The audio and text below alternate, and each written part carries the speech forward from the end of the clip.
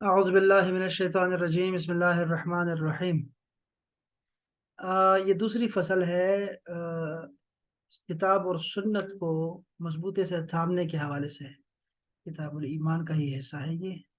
دوسری فصل ہے، اس میں بھی آپ کو سنت کے حوالے سے احادیث ملیں گے۔ عن ربیعۃ الجرشی رضی اللہ تعالی عنہ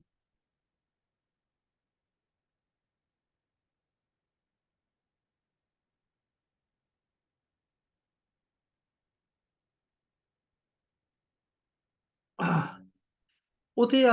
نبی اللہ صلی اللہ علیہ وسلم فقیل لہ، فرماتے ہیں کہ رسول اللہ صلی اللہ علیہ وسلم کی خدمت میں ایک جو ہے وہ کوئی آیا، ٹھیک ہے، فرشتہ آیا۔ فقیل لہو، تو اس نے کہا رسول اللہ صلی اللہ علیہ وسلم کو کہ لتنم عینکا، تمہاری آنکھوں کو سونا چاہیے، ولتسمع اذنکا، اور تمہاری کانوں کو سننا چاہیے، ولیعقل قلبکا، اور آپ کا جو دل ہے اسے سمجھنا چاہیے۔ کیا بات ہے، آپ کی آنکھیں سونی چاہیے، آپ کے کان جو ہیں وہ سننے والے چاہیے، اور آپ کا دل سمجھنے والا چاہیے۔ قال، آپ نے فرمایا فنامت عینی، تو میری آنکھیں سو گئی، وسمعت اذنائی، اور میری کانوں نے سنا، وعقل قلبی، اور میرے دل نے عقل کی۔ اب دیکھیں شریعت میں دل کو سوچنے سمجھنے کی جو ہے نا کا مقام ظرف قرار دیا گیا ہے۔ قال، فقیل علی،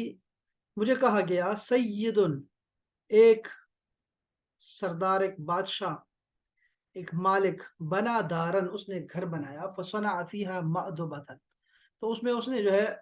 ایک دسترخوان سجایا، وہ ارسل داعیا، اور ایک بلانے والے کو بھیجا، فمن اجاب داعی، تو جس نے بھی بلانے والے کی بات کو مانا اور اس پہ لبیک کہا، تو دخل الدارا، تو وہ اس گھر میں آیا، وہ اکل من مأدبہ، اور اس نے اس سے کھایا،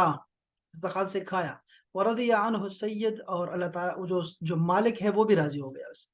ومن لم یجب الداعی، اور جس نے بلانے والے کی بات نہیں مانی، لم يدخل الدار، لم يدخل الدار، تو وہ گھر میں داخل ہی نہیں ہوا، ولم یأکل من المأدبہ، اور نہ ہی اس نے دسترخوان سے کھایا، وسخط علیہ السید، اور مالک کا غصہ بھی اس پہ آیا، یعنی اس کا قہر بھی اس پہ آیا۔ قال، پھر اس نے کہا، اس فرشتے نے کہا، فاللہ سید، اللہ تعالیٰ سید ہے، مالک ہے، وہ محمد الداعی، اور محمد جو ہے یہ داعی ہے صلی اللہ علیہ وسلم، والدار الاسلام، اور یہ گھر جو ہے اسلام کا گھر ہے، والمأدبہ الجنہ، اور یہ دسترخوان ہے یہ جنت ہے۔ سبحان اللہ تعالیٰ۔ اچھا، اس سے یہ پتہ چلتا ہے کہ اگر دین کے مسائل ہوں اس کو سمجھانے کے لیے آپ کو مثالوں کی ضرورت پڑے تو آپ مثال کوئی بھی دے سکتی ہے، مثالیں دے سکتے ہیں۔ وعن ابي رافع رضي الله تعالى عنه قال قال رسول الله صلى الله عليه وسلم لا ألفين أحدكم متكئا على أريكته، تم میں سے کسی کو اس حال میں نہ پاؤں کہ وہ مسہری پر تکیہ لگائے آرام کرتا ہو۔ یہ ترجمہ لکھا ہے تو میں یہی پڑھ دیتا ہوں۔ یہ حدیث جو ہے نا مختلف طریقوں سے آئی ہوئی ہے، میں آپ کو ابھی آگے آگے آئے گی تو پھر دکھاتا ہوں۔ یاتیہ الامر، اس کے سامنے جب کوئی مسئلہ آتا ہے نا، میرے بیان کیے گئے، من امری، میرے مسائل میں سے بیان کیے ہوئے، میرے حکم احکام میں سے اگر کوئی حکم اس کو ملتا ہے نا، مما امرت بھی، جس کے بارے میں میں نے کوئی حکم جاری کیا ہو، او نہیت عنہ، یا میں نے منع کیا ہوا ہو اس سے، فیقول لا ادری، تو وہ کہتا ہے مجھے نہیں پتا، مجھے نہیں پتا، ما وجدنا فی کتاب اللہ اتبعناہم، جو کچھ ہم کتاب میں ہم نے پایا ہم نے اس کی اتباع کی ہے، بس، یعنی ہم پیروی نہیں کریں گے سوائے اس کے جو قرآن مجید میں آیا ہے، بس رسول اللہ کے کوئی حدیث کوئی حکم امر نہیں مانیں گے۔ یہ آپ نے صحابہ کرام کو یہ فرمایا۔ کیا آواز ان مقدام بن معد یکرب رضی اللہ تعالیٰ عنہ فرماتے ہیں، قال رسول اللہ صلی اللہ علیہ وسلم، الا انی اوتیت القرآن ومثلہ معہ، بے شک خبردار مجھے دیا گیا ہے قرآن بھی اور اس کے ساتھ اس کے مثل بھی دیا گیا ہے کچھ اور، یعنی وہ حدیث شریف۔ الا یوشک رجل شبعان علی اریکتہ، خبردار قریب ہے کہ کوئی سیر شدہ بندہ، پیٹ بھرا شخص جو ہوگا وہ اپنے تکیہ لگا کے بیٹھا ہوگا، ہاں، یقول کہے گا علیکم بہذا القرآن، تم پر صرف قرآن لازم ہے، وما وجدتم فیہ من حلال فاحلوہ، تو اس میں سے جو حلال پاؤ تو اس کو حلال سمجھو، وما وجدتم فیہ من حرام فحرموہ، اور جو اس میں حرام پاؤ تو اس کو حرام سمجھو، بس اتنا کافی ہے۔ وَإِنَّا مَا حَرَّمَ رسول اللہ صلی اللہ علیہ وسلم کما حرم اللہ، سنو، وَإِنَّا یعنی اور بے شک یقیناً، رسول اللہ فرما رہے ہیں، اب اس کی بات ختم ہو گئی، اس نے کہا بھائی جو قرآن میں حلال ہے وہی حلال ہے اور جو حرام ہے وہی حرام ہے، بس۔ لیکن رسول اللہ نے کیا فرمایا، وَإِنَّ مَا حَرَّمَ رسول اللہ صلی اللہ علیہ وسلم کما حرم اللہ، رسول اللہ کا حرام کرنا ایسا ہی ہے جیسے اللہ کا حرام کرنا ہے۔ الا لا يحل لكم الحمار الاهلی، تمہارے لیے گھریلو گدھا حرام ہے، خبردار سن لو۔ وَكُلْ وَلَا كُلُّ ذِي نَابٍ مِّنَ السِّبَاعِ، اور نہ ہی تمہارے لیے جائز ہے، حلال ہے کوئی بھی درندہ، وَلَا لُقَطَةُ مُعَاهَدٍ، یہ جس نے معاہدہ کیا ہے ہمارے ساتھ اہل کتاب میں سے، تو اس کا کوئی گمشدہ مال، ٹھیک ہے، الا ان یستغنی عنہا صاحبہا، ہاں یہ ہو سکتا ہے کہ وہ اس سے بے پرواہ ہو جائے، اس کی پرواہ نہ ہو تو ٹھیک ہے، پھر وہ جائز ہے، ورنہ تو جائز نہیں ہے ان کا بکھرا ہوا مال بھی۔ ومن نزل بقوم، اور جب کسی قوم کے پاس مہمان جائے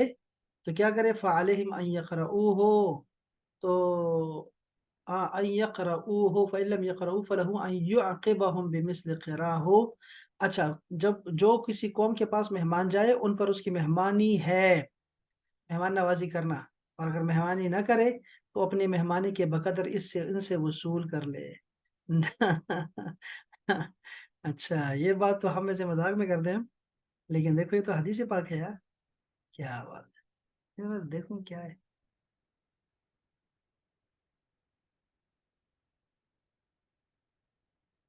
ہاں، یہ وہی کی بات، پہلے وہی بات کی نا کہ رسول اللہ نے فرمایا کہ قرآن کی طرح میرے پاس ایک اور بھی اللہ تعالیٰ نے مجھے دیا ہوا ہے، تو وہ حدیث ہے، ایسا میں حدیث اور قرآن دونوں وہی ہے، وما ينطق عن الهوى کے تحت نا، تو یہ وہ مطلوع ہے، یہ غیر مطلوع ہے، اور یہ بھی وہی اللہ تعالیٰ کی طرف سے آئی ہوئی ہے۔ اچھا، یہ تو بات ہو گئی درندے ہیں، کتا بلی شیر، یہ سب حرام ہے۔ اسی طرح جو پڑی ہوئی چیز ہوتی ہے اس کو لقطہ بولتے ہیں۔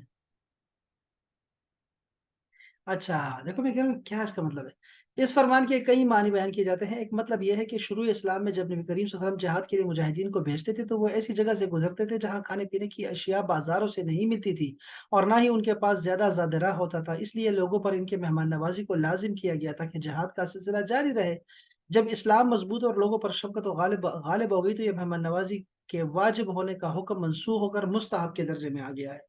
ایک مطلب یہ بھی ہے کہ دیہاتی کفار سے یہ عہد لیا جاتا تھا کہ اگر اس لشکر اسلام یا کوئی مسلمان تمہارے گاؤں پر گزرے تو تم اسے ایک دو وقت کا راشن دے دینا۔ اس معاہدے کے تحت لشکر اسلام کو اپنا راشن ان سے وصول کرنے کا حق تھا۔ بہرحال اب کسی مہمان کے لیے جائز نہیں کہ وہ زبردستی میزبان سے کوئی چیز مہمان نوازی کا حق سمجھتے ہوئے لے۔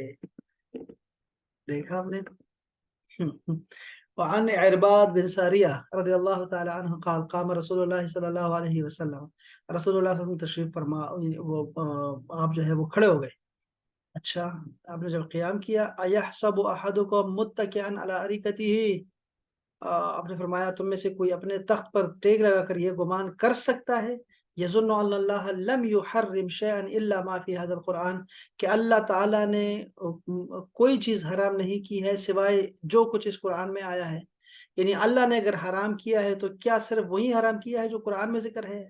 الا، خبردار سن لو، وانی واللہ قد امرت،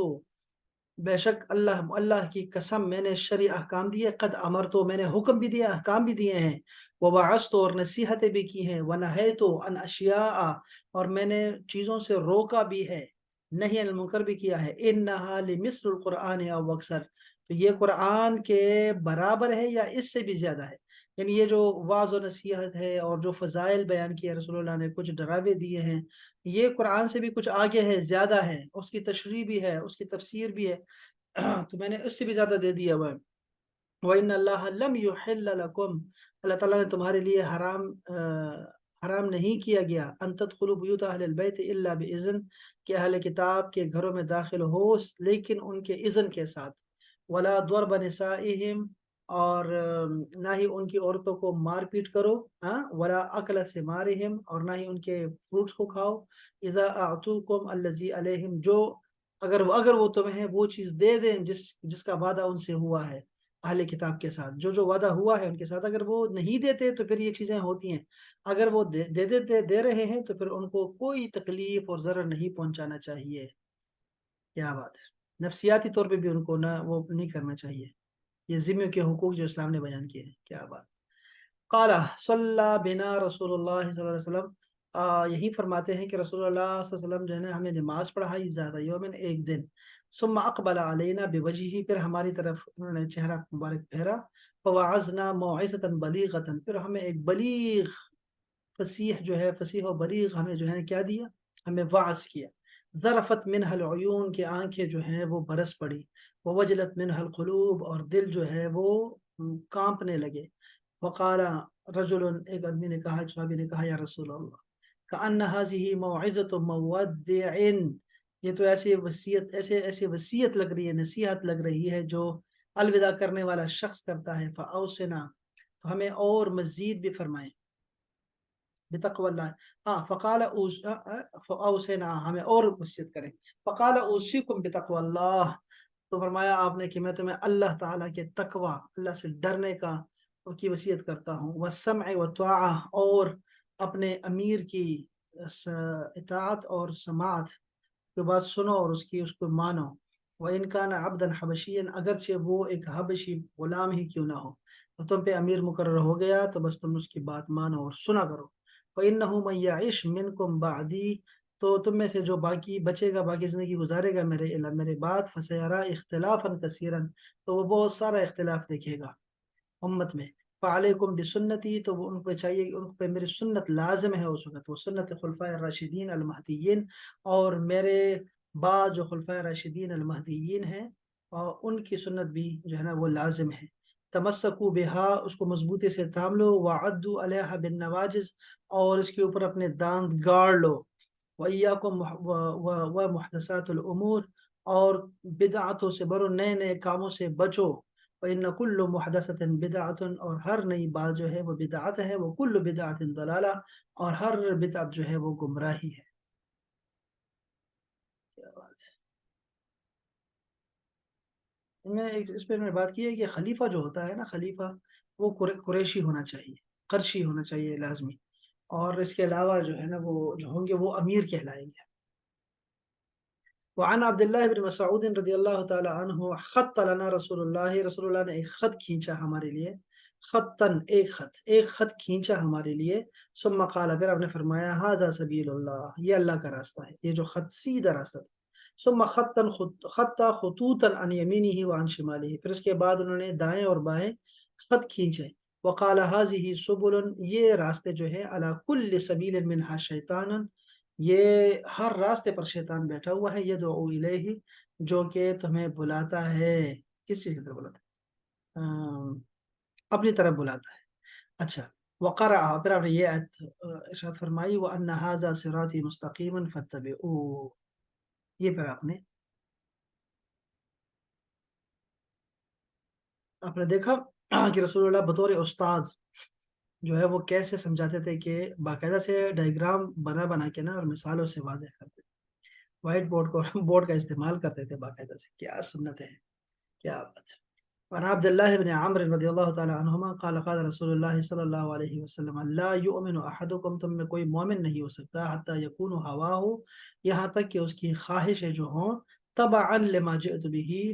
تابعدار ہو جائیں اس کے جو میں لے کے آیا ہوں، یعنی جو دین اسلام میں لے کے آیا ہوں اس کے تابعدار نہ ہو جائیں، اس وقت تک بندہ مومن نہیں ہو سکتا، رسول اللہ کی ماننی پڑے گی بس مومن بننے کے لیے۔ اچھا، قال حضرت بلال بن حارث المزنی، مزنی مزنی دونوں طرح پڑھا جاتا ہے، مزنی، یہ مزنی، یہ مزنی، قال، آپ نے فرمایا کہ قال رسول اللہ صلی اللہ علیہ وسلم، رسول اللہ صلی اللہ علیہ وسلم نے ارشاد فرمایا، من احیا سنتا من سنتی، جس نے میری سنت میں سے کوئی سنت اپنائی، قد امیتت بعدی، قد امیتت بعدی، کہ وہ سنت میری جو ہے وہ مر گئی ہو میرے بعد، یعنی کوئی عمل نہ کرتا ہو میری سنت پہ، فإن له من الأجر مثل أجور من عمل بها من غیر ان ينقص من أجورهم شيئا، تو اس کے لیے اتنا ہی اجر ہے، کیا ہے، اسے ان تمام کے برابر ثواب ہوگا جو اس پر عمل کرے، اور ان عمل کرنے والوں کے اجر میں کمی نہیں کی جائے گی۔ اچھا، ومن ابتدع بدعۃ ضلالہ، اور جس نے بدعت ضلالت یعنی بدعت سیئہ ایجاد کی، لا یرضاها، جس سے اللہ رسول راضی نہیں، کان علیہم من الاسم مثل آثام من عمل بها لا ينقص من اوزارهم شیئا، تو جو اس پر عامل ہوگا اور ان کے گناہ کرنے والوں کے گناہوں سے کم نہیں ہوگا، اس کو بھی گناہ برابر کا ملے گا۔ یہ ترمذی شریف کے حدیث پاک ہے، یہ ہم کہہ رہے تھے نا، یہ حدیث پاک ہے جو سنت حسنہ، بدعت حسنہ اور بدعت سیئہ کی تقسیم کرتی ہے، وہ یہ حدیث پاک ہے۔ اس طرح کی ایک اور بھی حدیث پاک ہے، ایک یہ ہے، یہاں تو آ گئی ہے والی جو کہ ہم، یہاں سنتوں کی پیروی کا ایک ساتھ ساتھ مزید اس سنت کو اپنانے کی ترغیب دی گئی ہے جو سنت لوگوں میں فوت ہو چکی ہو، جیسے امامہ باندھنا، داڑھی رکھنا، مسواک کرنا، پاؤں کے ٹخنے ننگے رکھنا وغیرہ، یہ سنت مسلمانوں میں بہت کم پائی جا رہی ہیں۔ ہم، چلو۔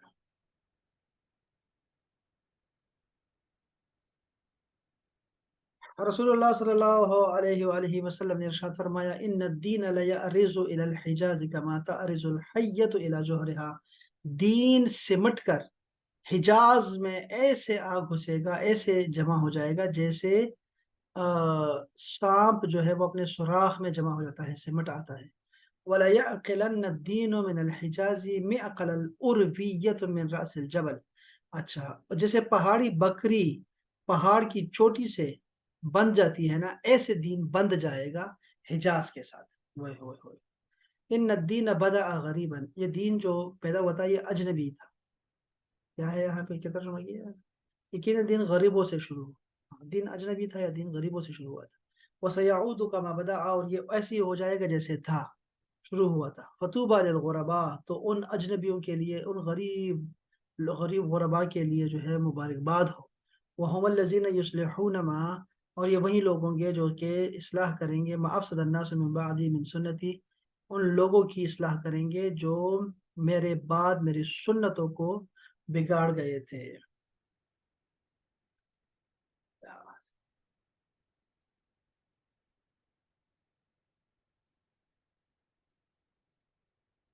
قال رسول اللہ صلی اللہ علیہ وسلم،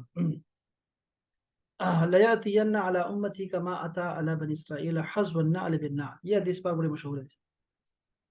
آپ نے فرمایا کہ میری امت پر ویسے ہی حالات آئیں گے جیسے بنی اسرائیل پر آئے تھے، جیسے ایک جوتا دوسرے کے برابر ہوتا ہے،